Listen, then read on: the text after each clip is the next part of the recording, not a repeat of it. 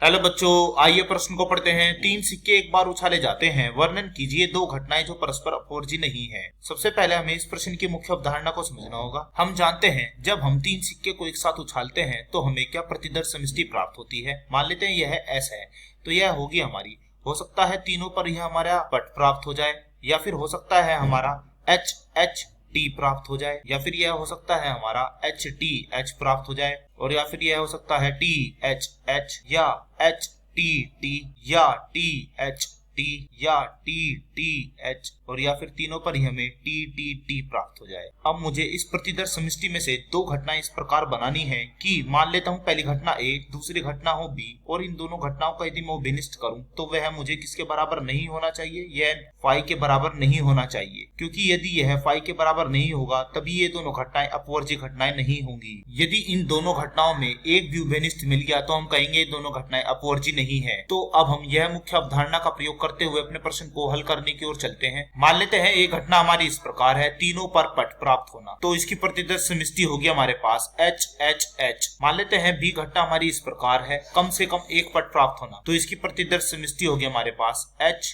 T H, या फिर यह होगी एच टी टी, या फिर यह होगी हमारी टी एच टी, या फिर यह होगी हमारी यहाँ पर टी टी एच, या फिर यह होगी टी एच एच, और या फिर तीनों पर हो जाएगा यह एच एच एच। तो हम देख रहे हैं यदि हम यहाँ पर ए उभयनिष्ठ बी करते हैं तो हमें क्या प्राप्त होता है, तो यह प्राप्त होता है एक, क्योंकि यहाँ पर एक ही ऐसी संख्या है यानी कि एच एच एच जो इस ए में भी आती है और यह बी में भी आती है। तो हम कह सकते हैं कि हमें यहाँ पर ए उभयनिष्ठ बी फाई समुच्चय के बराबर प्राप्त नहीं हुआ है, अर्थात ये घटनाएं दोनों अपवर्जी नहीं है। आशा करता हूँ यह प्रश्न आपको समझ में आया होगा।